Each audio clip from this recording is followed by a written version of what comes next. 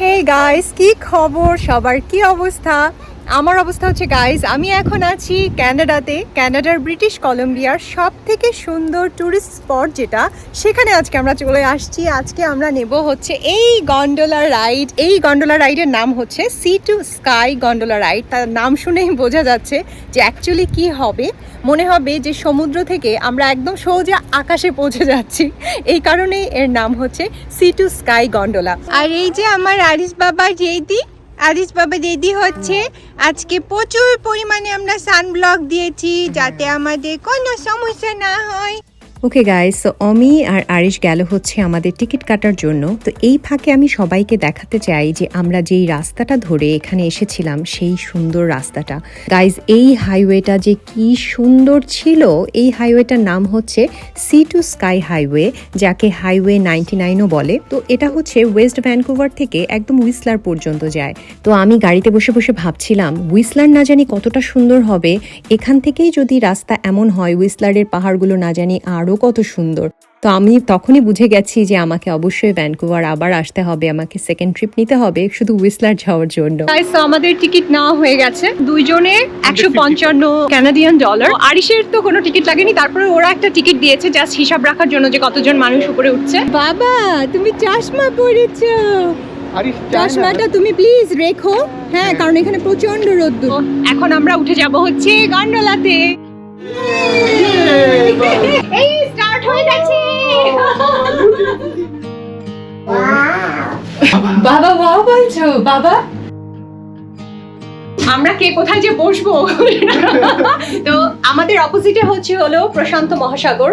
তো প্রশান্ত মহাসাগরের ভিউটা দেখবো বলেই এটার নাম হচ্ছে সি টু স্কাই।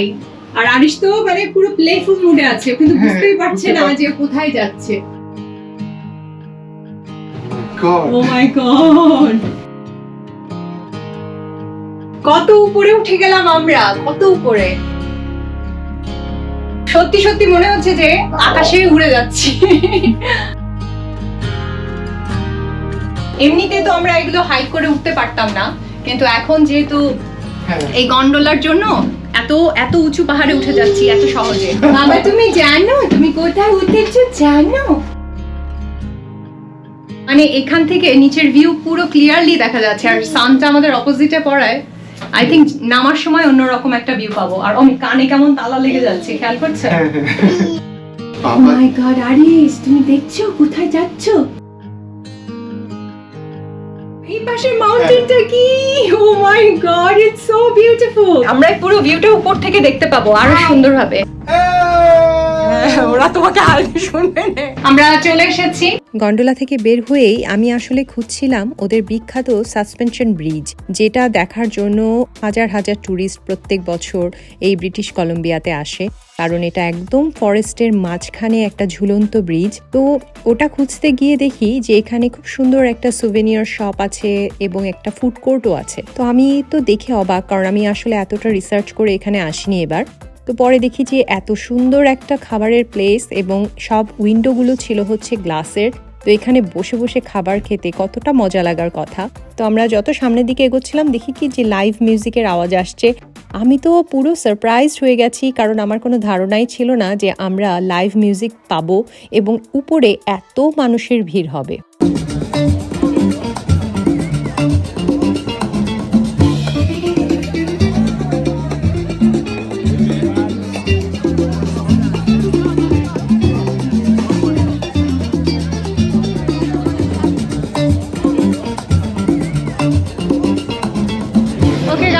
ফাইনালি এখন আমরা সাসপেনশন ব্রিজে উঠবো। তো আমরা একটু নার্ভাস, কারণ এটা আসলে অনেক স্কেরি লাগছে। মানে শেক করবে। হ্যাঁ, এটা শেক করে মানে মিডল পয়েন্টে গেলে।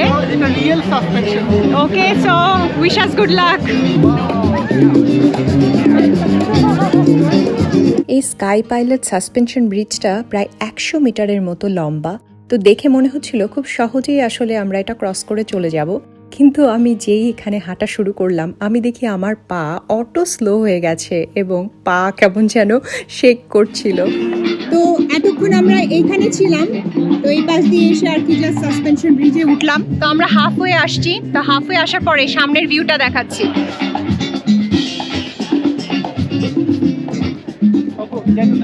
আর এটা একটু একটু দুলছে। আমার যেটা সব থেকে ভালো লেগেছে, এই সাসপেনশন ব্রিজে কিন্তু স্ট্রলার নিয়েও আসা যাবে, আবার যারা হুইল চেয়ারে থাকে তারাও আসতে পারবে। এই ব্যাপারটা খুবই ভালো লেগেছে, কারণ এখানে আসলে প্রকৃতির যে বিশালতা সেটা এত সুন্দরভাবে ফিল করা যায়, মনে হয় যেন একদম হাওয়ায় ভাসছি। বাবা আই লাভ ইউ। বাবা বাবা সবকিছু ধরার চেষ্টা করতেছে। না না ধরো না। এর যে কোথায় শেষ সেটা বোঝা যাচ্ছে না। মিডল পয়েন্টটা সব থেকে মানে ভয় লাগছিল, বাট এখন ইজ ফাইন। আর আমার শুধু ভয় লাগছে আমার হাত থেকে আমার ফোন বা গোপ্রো যদি পড়ে যায়।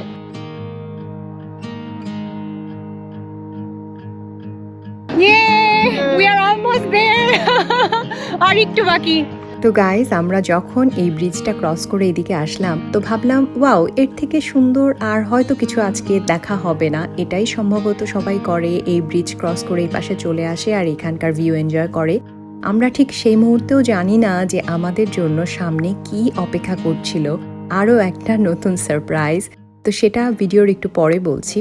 তো এখানে আসলে খুব সুন্দরভাবে নেট দেওয়া ছিল, এই কারণে আরিশ এত এনজয় করেছে। কারণ এর আগে আরিশকে আমরা কোল থেকে নামাচ্ছিলাম না, ওরকম প্রোটেক্টেড ছিল না বাকি এরিয়াগুলো। তো এখানে আসার পরে দেখি যে খুবই সুন্দর নেট দেওয়া, তো আমরা আরিশকে ছেড়ে দিয়েছি। তো আরিশ অনেকক্ষণ একা একা খেলেছে এখানে।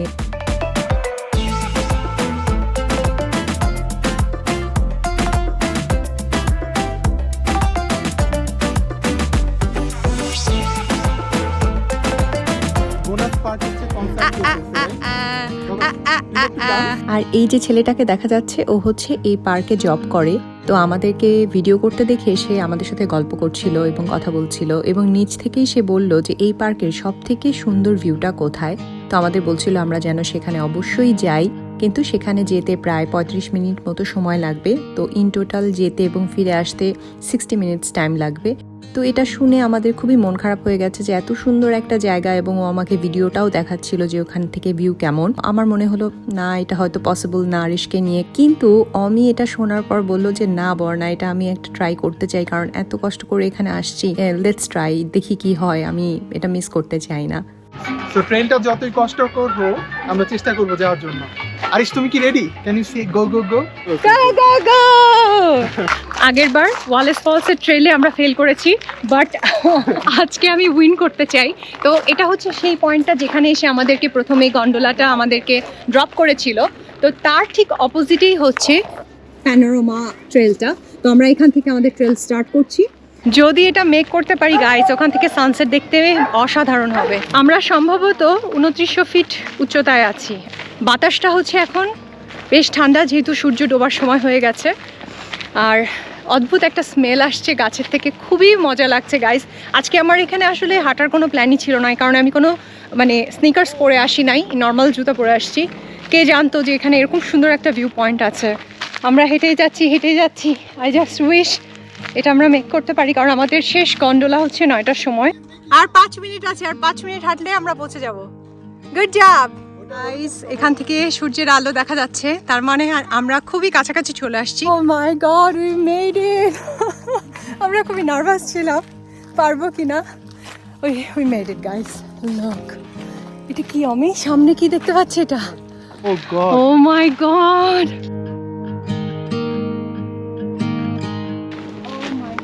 এখানে নাচতে এটা মিস হয়ে যেত আমাদের। Wow, this is the best view. Yeah, and it's empty.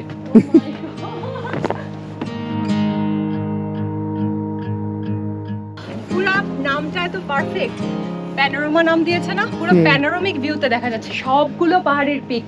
এখানে না আসলে হয়তো এটা আমার লাইফের একটা বিগেস্ট মিস্টেক হতো, বাসায় যে আমি কাঁদতাম।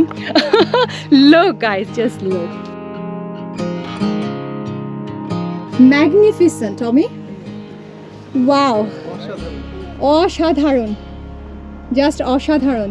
এর থেকে আর বেস্ট ভিউতে সানসেট আমি কোথায় দেখতে পেতাম আমি জানি না। ওইখানে কিন্তু এরকম লাগেনি না, ইটস লাইক এ জ ড্রপিং মোমেন্ট। ভালো লাগতেছে এখানে গ্লাস টাস দেওয়া আছে। হ্যাঁ, আরিশও দাঁড়াতে পারবে। ওয়াও বাবা, উই মেড ইট বাবা, উই মেড ইট, মজা। আর দেখো সব থেকে সুন্দর, অথচ কোনো মানুষ নাই। আই থিঙ্ক অনেকে জানেই না এই পয়েন্টটা সম্পর্কে।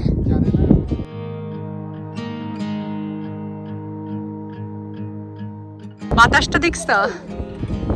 অফ, আমার যে কি আনন্দ হচ্ছে যে আমরা এটা করতে পারলাম। Thanks to you. But why didn't you call? Something in the air, always something in the air.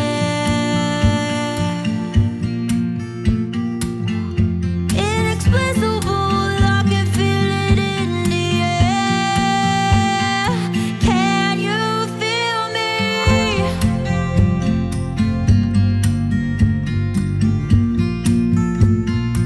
Can you feel me?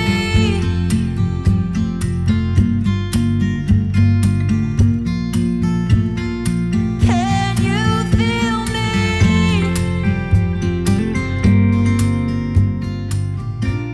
Guys, আমার এখান থেকে এখন চলে যেতে হবে। আমার একদমই যেতে ইচ্ছা হচ্ছে না, কারণ সূর্য ডুবে গেছে, এখন অনেক ঠান্ডা পড়ে যাবে, আরিশের কষ্ট হবে। এই কারণে আমরা চলে যাচ্ছি, নাহলে আমি হয়তো বা আরো 15-20 মিনিট থাকতাম। Bye bye bye bye. ওফ, আমার আসতে ইচ্ছা হচ্ছিল না। থ্যাংক ইউ আমি, thank you. Okay guys, so আমরা আবার চলে আসছি। এটা ডান।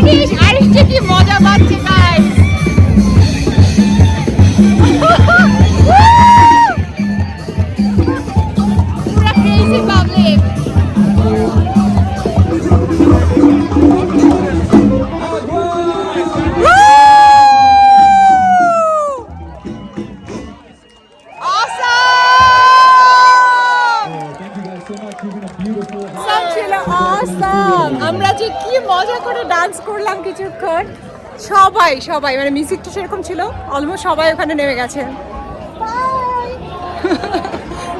তো এখন আমাদের নেমে যাওয়ার পালা। গন্ডোলাতে উঠেই আমি ওই ইন্ডিয়ান ছেলেটার কথা ভাবছিলাম যে কোত্থেকে হঠাৎ আসলো, এসে এত সুন্দর একটা জায়গার সন্ধান আমাদেরকে দিল। আমি আসলেই ভীষণ গ্রেটফুল ফিল করছিলাম, আর মনে মনে ভাবছিলাম আসলে ইউনিভার্সের সবসময় আমাদেরকে নিয়ে একটা বেটার প্ল্যান থাকে, যেটা আসলে আমরা যা প্ল্যান করি তার থেকেও বেশি সুন্দর প্ল্যান। তাই হয়তো জীবনে সব কিছুর জন্য নিজের মনকে ওপেন রাখা উচিত, কারণ আমরা নিজেরাও জানি না ইউনিভার্স আমাদের জন্য কি প্ল্যান করে রেখেছে। Oh my God, guys, কি ছিল এটা, কি ছিল, কি দেখে আসলাম দুই চোখে। তো আমরা এখন নেমে গেছি। তো এখন বাজে প্রায় হচ্ছে 8:30টার মতো। যেহেতু পাহাড়ি রাস্তা দিয়ে আবার যেতে হবে, তো এখনই আমরা এখান থেকে বেরিয়ে পড়বো। আমার এই সিরিজ কিন্তু শেষ হচ্ছে না, আপনাদের সাথে আমার আবার দেখা হবে এই ভ্যানকুভার সিরিজের আরো একটা নতুন ভিডিও নিয়ে। সেই পর্যন্ত সবাই ভালো থাকবেন, বাই গাইস।